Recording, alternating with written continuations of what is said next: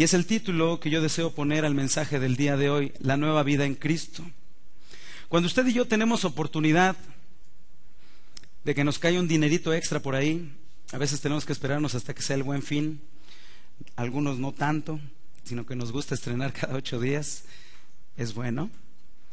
Pero cuando nosotros tenemos oportunidad de comprar algo nuevo, normalmente la ropa que vamos y escogemos, la olemos y tiene ese olor particular, ¿cierto?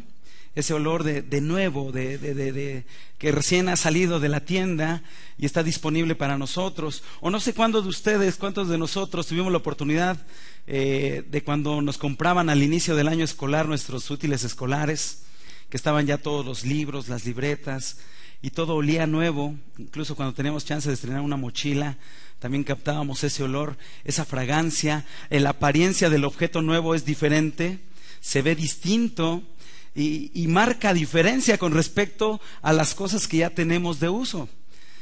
Ese olor, esa fragancia nos llama la atención y hace que nosotros podamos obtener esas cosas nuevas. La pregunta en esta mañana es: cuando usted y yo tenemos una nueva vida en Cristo, ¿cuál es la fragancia que usted y yo despedimos? ¿Cuál es el olor o la apariencia que las personas que nos rodean distinguen de nosotros al ser unas nuevas criaturas en Cristo Jesús? Hoy en día muchos de nosotros nos hacemos llamar cristianos porque venimos a una congregación cristiana, porque quizás traemos nuestra Biblia bajo el brazo. Hemos sido catalogadas como personas que han sido rescatadas del pecado por la sangre de Jesús cuando Él murió en la cruz del Calvario. Pero nuestras palabras, nuestras acciones, pensamientos dicen todo lo contrario. La manera en cómo usted y yo nos comportamos al salir y cruzar esa puerta deja mucho que desear del ejemplo que nosotros tendríamos que dar a los que no conocen a Cristo. Nuestras conductas en nuestro diario vivir nos hacen ver como personas del mundo, como alguien más, como si no conociéramos a Dios. Venimos a la iglesia y mostramos una faceta. Pareciera ser que en nuestro closet tenemos ya el traje de domingo, tenemos nuestro saco, nuestra playera. Es que hoy me toca ser cristiano. Abro el closet, saco mi traje de cristiano, mi máscara de cristiano, me vengo a la iglesia, alabo, adoro a Dios, escucho su palabra, amén, gloria a Dios. Llego a casa e inmediatamente ese traje lo vuelvo a colgar y me pongo el de siempre. Somos a veces exactamente igual a la gente de allá afuera que no conoce a Dios, e incluso en algunas ocasiones hasta nos comportamos peor y no marcamos ninguna diferencia. Somos exactamente igual a los demás. Al momento que usted y yo tuvimos el privilegio de aceptar a Jesús como nuestro Salvador personal, ¿cuántos ya lo hicieron? Amén, gracias a Dios. Ese primer encuentro que usted y yo tuvimos cuando conocimos y aceptamos a Jesús como nuestro Salvador, esa serie de eventos que sucedieron en donde, en primer lugar, como número 1, usted y yo nos dimos cuenta que éramos pecadores y que necesitábamos ser limpiados de ese pecado en nuestro corazón. Supimos que había alguien que nos amaba y que nos ha amado siempre, que es nuestro Señor Jesucristo, quien dio su vida en la cruz del Calvario por usted y por mí. Y una vez que yo reconocí que era pecador, acepté y me arrepentí de corazón. Y en una oración le confesé como mi único y suficiente Salvador. Y en ese instante yo partí, dejé mi antigua manera de vivir e inmediatamente obtuve una nueva vida en Cristo. Todo eso sucedió cuando usted y yo aceptamos a Jesús como nuestro Salvador en nuestras vidas. Nuestro viejo hombre fue crucificado juntamente con Él en la cruz del Calvario. Esto lo podemos ver en Romanos, por favor, si me acompañan. Romanos capítulo número 6. Quiero pedirles que por favor podamos usar nuestra Biblia, acostumbrémonos a usar nuestra Biblia. Es nuestra espada en la batalla. No nos acostumbremos a ver el texto en la pantalla. Quiero que usted y yo aprendamos y usemos nuestra Biblia como corresponde. Romanos 6, versículo número 6. Dice la palabra de Dios: sabiendo esto, que nuestro viejo hombre fue, ¿cómo? Crucificado juntamente con él, para que el cuerpo del pecado sea destruido, a fin de que no sirvamos más al pecado. Al momento que usted y yo aceptamos a Jesús como nuestro Salvador, nuestro yo interior, que estaba contaminado con pecado, fue crucificado juntamente con él en la cruz del Calvario. Ese viejo hombre fue juntamente con él puesto en la cruz para que usted y yo podamos ser libres y pudiéramos tener una nueva vida en Cristo. Pero nuestro hombre debe ser diferente al viejo hombre. La manera en cómo debemos de comportarnos tiene que ser distinta. Tiene que haber una diferencia. Al momento que usted y yo aceptamos a Jesús, nuestro comportamiento allá afuera debe ser distinto. Las personas deben de notar ese cambio. Las personas a nuestro alrededor se deben acercar con nosotros y decirnos: ¿qué tienes? Noto en ti algo distinto, algo diferente. ¿Qué fue lo que te pasó? Ya no vas con nosotros a tal o cual lugar, ya no hablas igual que nosotros, ya no te comportas igual. ¿Qué sucedió? ¿La gente está viendo ese cambio? ¿La gente está percibiendo esa diferencia allá afuera? ¿O nos está viendo exactamente igual? Ese viejo hombre se niega a morir. Somos carne, somos personas humanas, tenemos nuestras debilidades, y ese viejo hombre se niega a morir porque es carne. Nuestro cuerpo es carne y por lo tanto siempre va a estar en contra de lo que el Espíritu de Dios quiere que nosotros hagamos. Siempre va a existir esa lucha. Acompáñame por favor a Gálatas.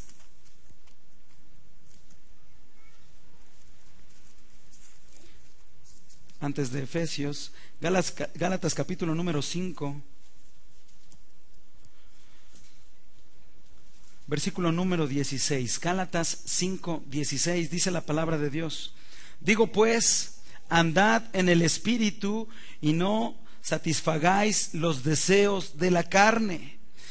17, porque el deseo de la carne es contra el Espíritu, y el del Espíritu es contra la carne, y estos, ¿qué dice? Se oponen entre sí para que no hagáis lo que quisierais.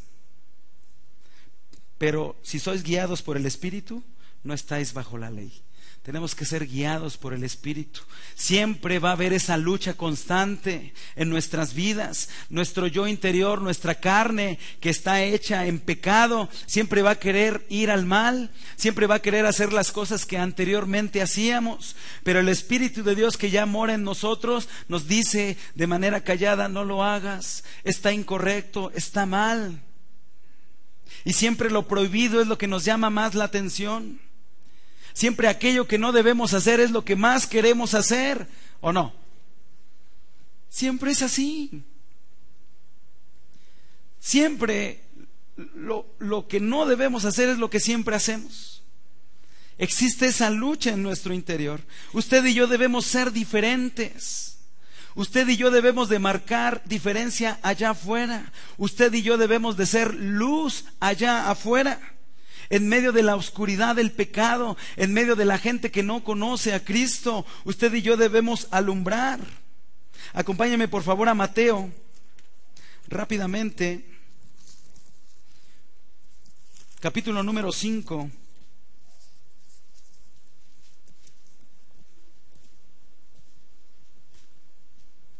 Mateo 5, versículo número 14 dice: vosotros sois la luz del mundo. Una ciudad asentada sobre un monte no se puede esconder, ni se enciende una luz y se pone debajo de un almud, sino sobre el candelero, y alumbra a todos a los que están en casa. Versículo 16: así alumbre vuestra luz delante de ¿quiénes? De los hombres, para que vean vuestras buenas obras y así glorifiquen a vuestro Padre que está en los cielos. Tenemos que alumbrar allá afuera.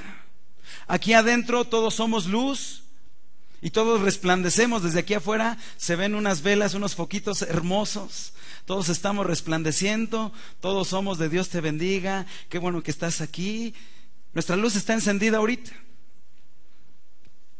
Pero ¿qué pasa cuando salimos a la oscuridad allá afuera? ¿Apagamos el switch? ¿Qué es lo que hacemos? Allá es donde realmente usted y yo tenemos que brillar. Ahí es donde realmente en medio de la oscuridad, en medio de la conversación que no le agrada a Dios, en medio de las compañías que no le agradan a Dios, en medio de los lugares que no le agradan a Dios, ahí usted y yo tenemos que alumbrar. Y no lo decimos nosotros, lo estamos leyendo a través de la palabra de Dios. Al tener una nueva vida en Cristo, debe haber diferencias significativas. Para estar seguros de que usted y yo estamos viviendo una nueva vida en Cristo, el día de hoy vamos a ver algunas características. Hay muchísimas. Hay varias que usted y yo debemos de cumplir, y al cumplirlas sabremos que realmente tenemos y estamos experimentando una nueva vida en Cristo. Hoy nos vamos a centralizar en algunas de manera específica, algunas características que normalmente enfrentamos en nuestro día a día. Si usted y yo hemos confesado a Jesucristo como nuestro Salvador y lo hemos aceptado en nuestro corazón, estamos viviendo una nueva vida en Cristo y estamos obligados a cumplir estas características. La primera del día de hoy: ¿cómo sé yo que estoy viviendo realmente una nueva vida en Cristo? En primer lugar, debemos desechar la mentira. Repito, en primer lugar, para que la gente sepa que realmente yo ya tengo una nueva vida en Cristo, debo desechar la mentira. Debemos de quitar el mentir en nuestro diario vivir. Para Dios no existe una mentira chiquita o una mentira grande. Para Dios no existe una mentirilla blanca o una mentirilla que no le va a hacer daño a nadie, o una mentirota. Dios le llama mentira. Y lamentablemente muchos de nosotros, aún siendo cristianos, es nuestra herramienta diaria. Y lo hacemos. Lo hacemos. Acompáñame nuevamente a Efesios, por favor. Esa carne que nos invita a estar mintiendo constantemente. Nuestro viejo hombre. Efesios 4:25. Dice la palabra de Dios: por lo cual, desechando ¿qué? No los escuché. ¿Desechando qué? La mentira. Hablad verdad cada uno con su prójimo, porque somos miembros los unos de los otros. Acompáñenme por favor a Colosenses, por favor. Un poco adelante de su Biblia. Carta a los Colosenses, capítulo número 3. Si alguien ve a su lado que le cuesta trabajo encontrar la escritura, por favor le pido su apoyo para que le pueda ayudar. Colosenses 3:9. Dice la palabra de Dios, y esta palabra es para usted y para mí hoy: no mintáis los unos a los otros. Está en imperativo, es una orden. No mintáis los unos a los otros, habiéndoos despojados del viejo hombre con sus hechos.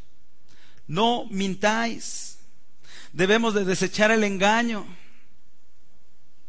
quitar esas mentiras que comúnmente en el hogar tenemos, de tocan el timbre y ¿quién es? Es el cobrador. Dile que no estoy. Una mentirita, no pasa nada. Y al mismo tiempo estamos enseñando a nuestros hijos a mentir. ¿Estamos de acuerdo? Hablan por teléfono: oye mamá, te buscan. Y le hacemos señas para que nuestro hijo, nuestro familiar mienta cuando nosotros lo estamos haciendo. ¿Por qué no trajiste la tarea? Es que la verdad, si usted supiera, maestro, todo lo que tuve que enfrentar el día de ayer, es que esto, es que lo otro, y solamente son mentiras. O el papá cuando llega regaña al hijo, a la hija: ¿por qué llegaste hasta esta hora? Es que la verdad el trabajo de equipo de la escuela se extendió y híjole, estaba bien difícil el problema de matemáticas. A ver, ven, acércate. ¿A qué hueles?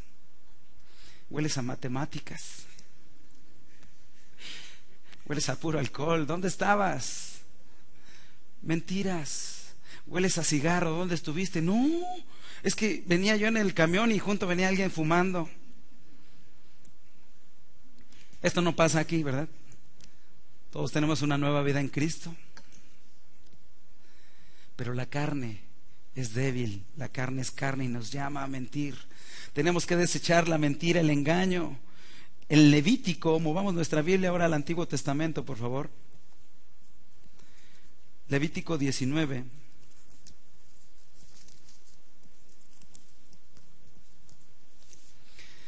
Versículo 11, Levítico capítulo 19, versículo 11. Dice la palabra de Dios: no hurtaréis y no engañaréis ni mentiréis el uno al otro. Nuevamente es una opción. Dios nos está diciendo, pues mira, te doy chance de que lo hagas por esta vez, pero nada más. Así está abierto. Es una orden, y una orden es para obedecerla. No engañaréis ni mentiréis el uno al otro. Y es tal el peligro y el riesgo que usted y yo corremos si no desechamos la mentira, que aún podemos ser unos perfectos cristianos, ojalá y así sea, y podemos cumplir todos los mandamientos, pero ese pequeño, que así lo vemos nosotros, ese pequeño pecado de mentira, si no lo llegamos a desechar, será motivo suficiente para que usted y yo no entremos al reino de los cielos. Acompáñeme a Apocalipsis, por favor. Apocalipsis capítulo número 21. Es el último libro de nuestra Biblia. Apocalipsis 21, versículo número 8. Apocalipsis 21, 8. Dice, fíjese el Señor en qué nivel pone el pecado de la mentira. Se dará cuenta que pone el pecado exactamente igual. Pero los cobardes e incrédulos, los abominables y homicidas, los fornicarios, los hechiceros, los idólatras, ¿y luego qué dice? Y todos los mentirosos tendrán su parte, ¿en dónde? En el lago que arde con fuego y azufre, que es la muerte segunda.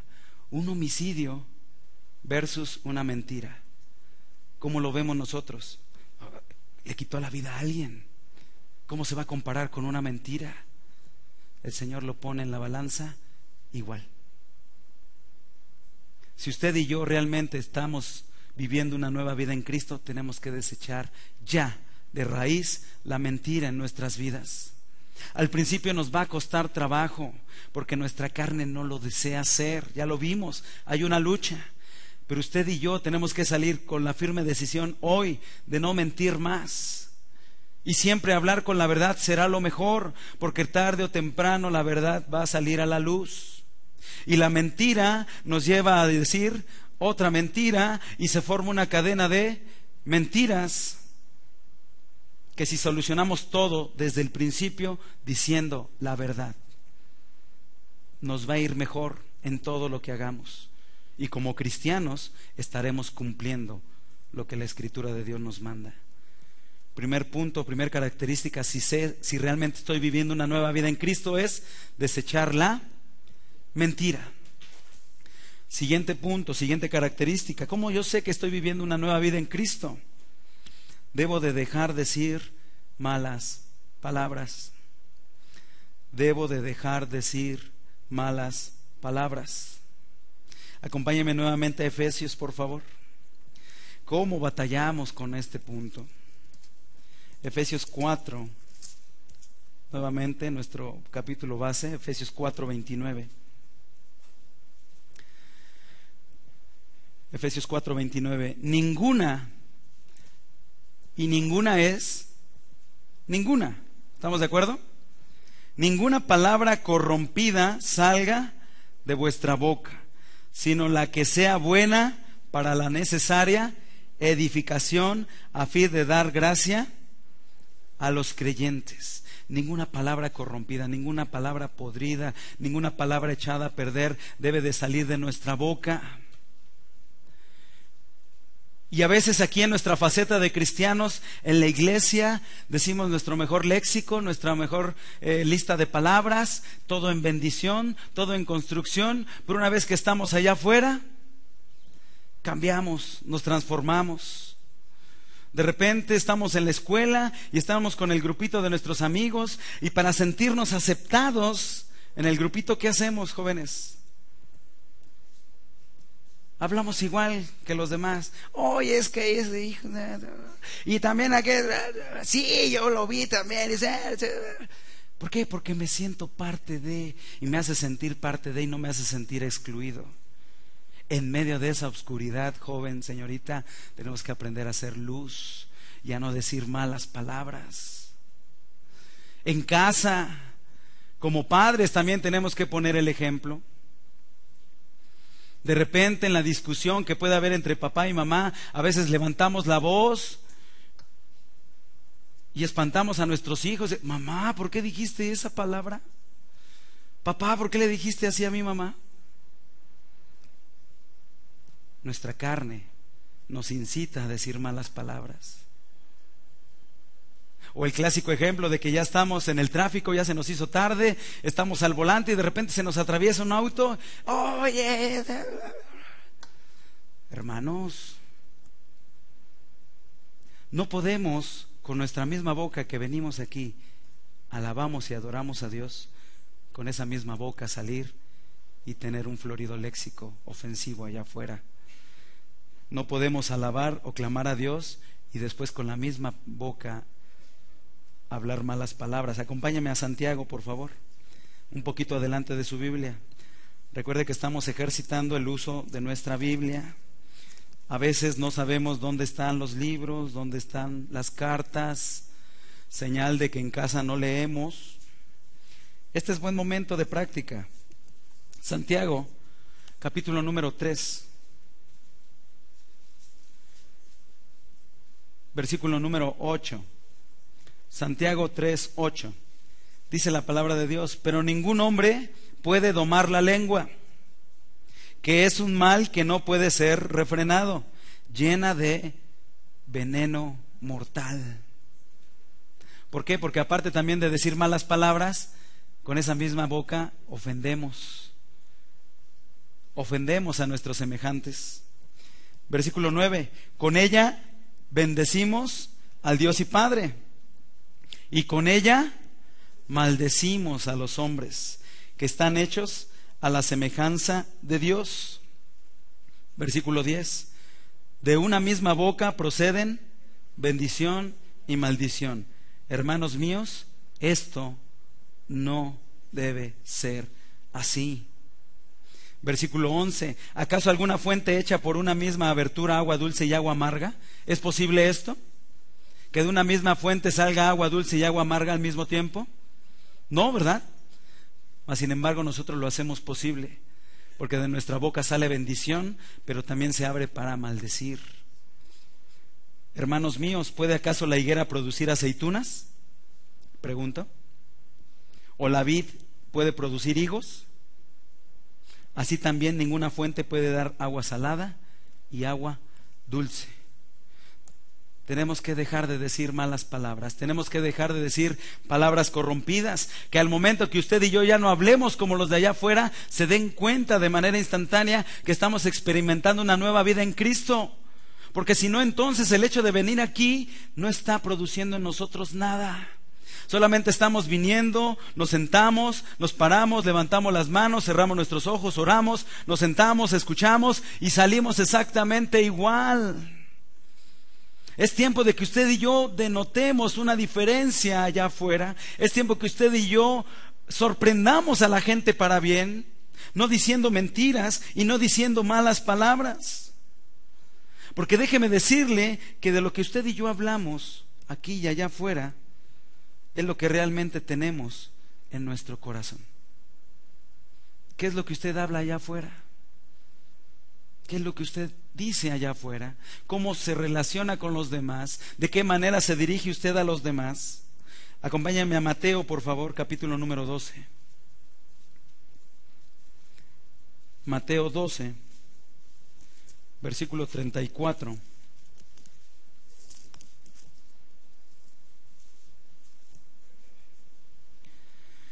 Y de repente la palabra de Dios como que incomoda un poquito. A veces es dura. Pero fíjese cómo se refería a las personas de ese tiempo y que hoy en día nos habla también el Señor. 12:34, ¿ya lo tienen? Para que no crean que se está inventando esto. Generación de víboras, ¿cómo podéis hablar lo bueno siendo malos? Porque de la abundancia del corazón habla la boca. ¿Qué es lo que usted y yo tenemos en el corazón? Si tenemos odio, ¿qué palabras vamos a decir? De odio. Si hay rencor en nuestro corazón, ¿qué palabras van a salir de nuestro corazón? Palabras rencorosas. Si hay alegría en nuestro corazón, ¿qué palabras van a salir? Si hay gozo, si hay una seguridad de que tenemos una nueva vida en Cristo, ¿qué tipo de palabras van a salir? No solo aquí, allá afuera, diario, en nuestro diario vivir. 2 características son las que llevamos hoy. ¿Estoy viviendo una nueva vida en Cristo? Debo desechar la mentira y debo de dejar decir malas palabras. ¿De acuerdo? ¿Están conmigo? ¿Sí? ¿Otra más? ¿O con estas 2 son suficientes?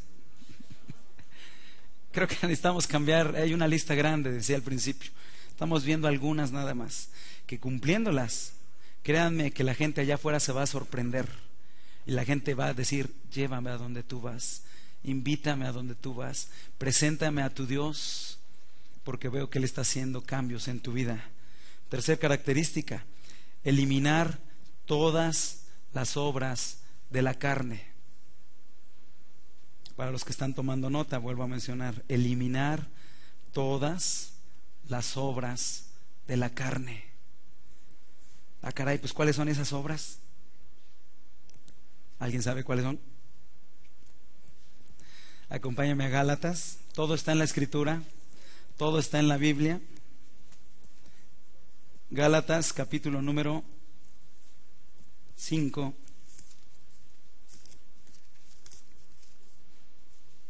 Versículo número 19. Pongamos atención. Usted, de manera individual, es como si en este instante nos pasaran un escáner y vamos a ver cuáles de estas obras todavía hay en nosotros. ¿De acuerdo? No quiero que vaya levantando la mano, solo quiero que haga una autoevaluación. ¿De acuerdo? Y manifiestas, ¿ya lo tienen? Gálatas 5, 19. Y manifiestas son las obras de la carne, que son, y empieza la lista: adulterio, fornicación, inmundicia, lascivia, idolatría, hechicerías, enemistades, pleitos, celos, iras, contiendas, disensiones, herejías, envidias, homicidios, borracheras, orgías y cosas semejantes a estas, acerca de las cuales os amonesto, como ya los he dicho antes, que los que practican tales cosas no heredarán el reino de los cielos. Para que la gente vea que hay una nueva vida en mí, una nueva vida en Cristo, debo de desechar las obras de la carne, y las acabamos de mencionar. Cada uno de nosotros sabe en qué tenemos que trabajar. El enemigo sabe de qué pie cojeamos usted y yo. Él sabe perfectamente por dónde nos va a llegar, como normalmente decimos.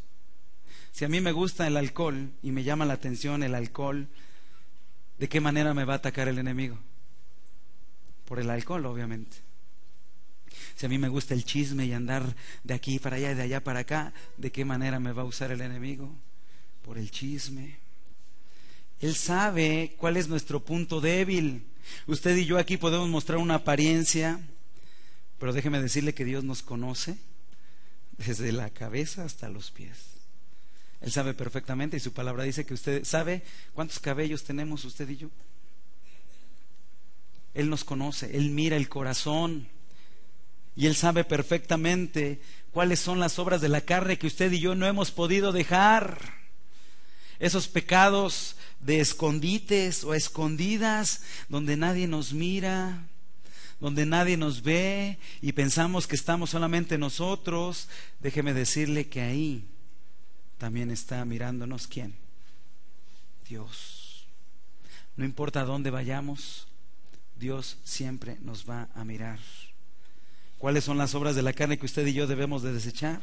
Debemos de dejar de pensar en toda obra de la carne. Debemos de crucificar la carne y sus pasiones. Más adelante, en el versículo 24, en ese mismo capítulo 5 de Gálatas, dice: pero los que son de Cristo han crucificado la carne. Nada más la carne. ¿Con qué? Con sus pasiones y deseos. Los que son de Cristo. ¿Cuántos somos de Cristo? Ah, caray, ahora ya no vi muchas manos. ¿Qué hubo? Los que somos de Cristo, cuando usted y yo aceptamos a Jesucristo como nuestro Salvador, Él nos compró con su sangre preciosa y le pertenecemos a Él. Si somos de Cristo, hemos crucificado la carne con todo y sus pasiones y deseos. Nosotros solitos no vamos a poder. Nosotros solitos no vamos a poder. Ahora sí, ponme un vasito de tequila enfrente y vas a ver que aguanto. No, no es en nuestras fuerzas, es en el nombre de Jehová de los ejércitos. Es en su respaldo espiritual. Pero ¿cómo voy a tener yo ese respaldo espiritual si no leo su palabra en la semana? ¿Cómo voy a tener ese respaldo espiritual si no oro en la semana? ¿Cómo voy a tener ese respaldo espiritual si solamente vengo, me lleno el domingo y cuando salgo se diluye todo? Debemos de eliminar toda obra de la carne. Llevamos 3 nada más: desechar la mentira, dejar de decir malas palabras y eliminar todas las obras de la carne. ¿Es fácil y sencillo ser cristiano? Si alguien se lo dijo así, creo que le engaño. No es fácil, pero todo lo podemos en Cristo que nos fortalece. No en nosotros, es Dios a través de nosotros. La cuarta característica: como yo sé que estoy viviendo una nueva vida en Cristo, debo aprender a vivir en el Espíritu. Debo aprender a vivir en el Espíritu. Cuando usted y yo creímos en el Señor y lo aceptamos como nuestro único y suficiente Salvador, la palabra de Dios dice, sin necesidad que vaya ahí, en Efesios 1:13, pues cuando usted y yo creímos en Él, fuimos sellados por su Espíritu. Es decir, al momento que usted y yo aceptamos a Jesús como nuestro Salvador, también recibimos su Espíritu. Tenemos el Espíritu de Dios en nuestras vidas y es la vocecita que nos dice: no es por ahí, es por acá. Es el que nos dice: cuidado, no cometas este pecado. Es el que nos está redarguyendo. Y aprender a vivir en el Espíritu, en base a lo que el Espíritu nos dice, conlleva ciertas acciones. Acompáñame a Romanos, por favor. No escucho las hojas de las Biblias. Tampoco así. Romanos capítulo número 8, versículo número 9. Ya se escucha mejor, gracias por los efectos especiales. Romanos capítulo 8, versículo número 9. Mas vosotros no vivís según la carne, sino según ¿quién? El Espíritu. Y si es que el Espíritu de Dios mora en vosotros. Y si alguno no tiene el Espíritu de Cristo, no es de Él. Pero si Cristo está en vosotros, el cuerpo en verdad está muerto a causa del pecado, mas el Espíritu vive a causa de la justicia. Y si el Espíritu de aquel que levantó de los muertos a Jesús mora en vosotros, ¿se imagina de qué calibre es el Espíritu de Dios? El que levantó de los muertos a Cristo Jesús vivificará también vuestros cuerpos mortales por su Espíritu que mora en vosotros. Así que, hermanos, deudores somos, no a la carne, para que vivamos conforme a la carne. Porque si vivís conforme a la carne, ¿qué va a pasar? Moriréis. Mas si por el Espíritu hacéis morir las obras de la carne, entonces viviréis. Porque todos los que son, ¿qué? Guiados por el Espíritu de Dios, estos son hijos de Dios. Pues no habéis recibido el espíritu de esclavitud para estar otra vez en temor, sino que habéis recibido el espíritu de adopción, por el cual clamamos, Abba, Padre. El Espíritu mismo da testimonio a nuestro espíritu de que somos hijos de Dios. ¿Quién nos da la convicción de que somos hijos de Dios? El Espíritu de Dios. 17. Y si hijos, también herederos. Herederos de Dios y coherederos ¿con quién? Con Cristo. Si es que padecemos juntamente con Él, para que juntamente con Él seamos glorificados. Tenemos que aprender a vivir en el Espíritu. ¿Qué es vivir en el Espíritu?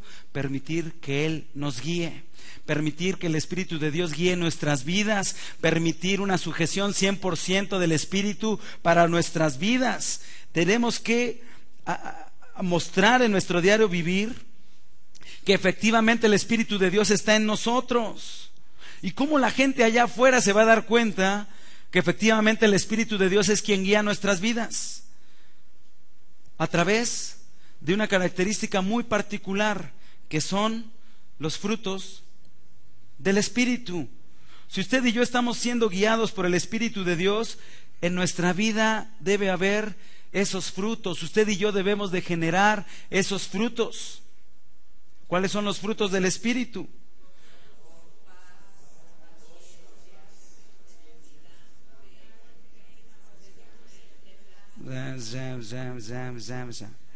Amor, gozo, paz, mansedumbre, templanza.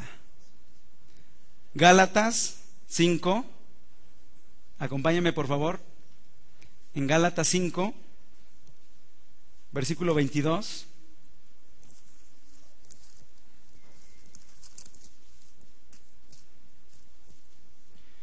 Gálatas 5, 22. Más el fruto del Espíritu es amor, gozo, paz, paciencia, benignidad, bondad, fe, mansedumbre, templanza. Contra tales cosas no hay ley. ¿Cuáles son los frutos del Espíritu que nos están haciendo falta? ¿La gente en nosotros está viendo amor? ¿O cada vez que nos ve llegar dice, aguas que ahí viene este amigo con su cara de limón agrio? Así dice la gente de usted y de mí. Cuidado. Gozo, así como están ahorita. Algunos hasta durmiendo están.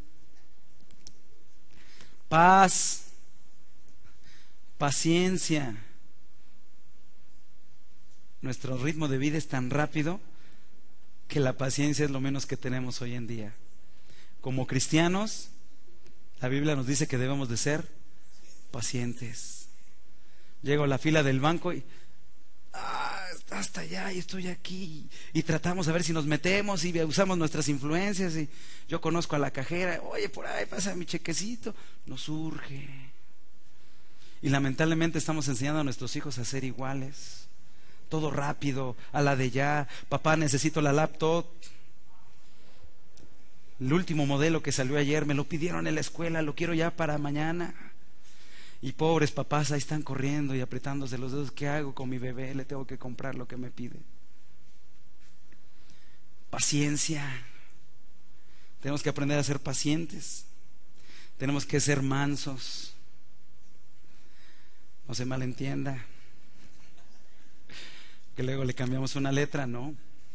Mansos, tranquilos. Nos ofenden y ¿qué hacemos? Luego, ¿qué hago? ¿De qué te traes?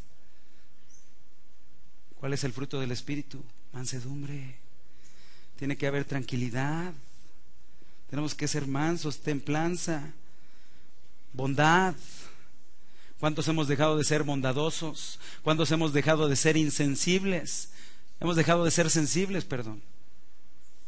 Ya nada nos conmueve. Fe. ¿Cuánta fe hay en nosotros hoy? ¿Hallará fe el Señor cuando venga a esta tierra? ¿Cuál es nuestra fe? ¿De qué tamaño es nuestra fe? ¿Con qué expectativa venimos a su encuentro? Si usted y yo aprendemos a vivir en el Espíritu, los frutos van a salir por sí solos y la gente va a querer estar con nosotros. La gente va a querer compartir nuestra amistad, nuestra presencia. porque ve algo distinto en cada uno de nosotros. Debemos vivir y andar en el Espíritu. Porque si no tenemos los frutos del Espíritu, entonces van a ser los frutos de la carne los que van a aparecer. Y la gente, Jesús lo dijo, nos va a conocer por nuestros frutos. ¿Cuáles son los frutos que usted y yo estamos denotando allá afuera? ¿De qué manera la gente nos conoce? ¿De qué manera la gente nos identifica? ¿Cómo nos está identificando la gente? Acompáñame a Mateo, por favor. Capítulo número 7.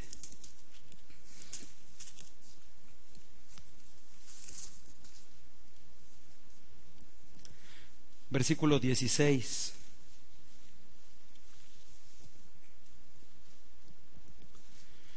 Mateo 7, 16 dice: por sus frutos los conoceréis. ¿Acaso se recogen uvas de los espinos o higos de los abrojos? Así, todo buen árbol da buenos frutos, pero el árbol malo da frutos malos. Hoy la pregunta aquí sería: ¿cuántos árboles buenos sabemos aquí? ¿Cuántos árboles malos sabemos aquí? ¿En base a qué lo vamos a identificar? En base a sus frutos. ¿Cuáles son los frutos que usted está dando? ¿Cuáles son los frutos por los cuales la gente le conoce? Versículo 18: no puede el buen árbol dar malos frutos, ni el árbol malo dar frutos buenos. No puede. El árbol malo no puede dar buenos frutos, así como el árbol bueno tampoco puede dar malos frutos. Debe haber una diferencia. Versículo 19: todo árbol, y escuchemos bien porque esto es para todos, todo árbol que no da buen fruto, ¿qué va a pasar? Es cortado y echado en el fuego.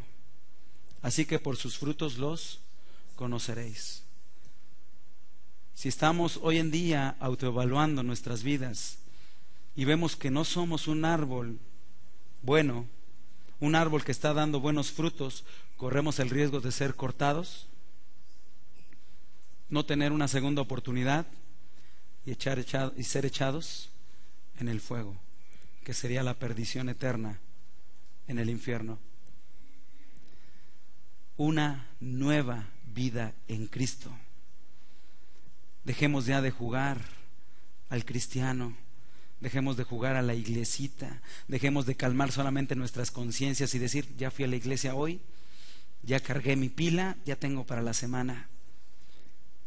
El tener una nueva vida en Cristo es algo más, va más allá.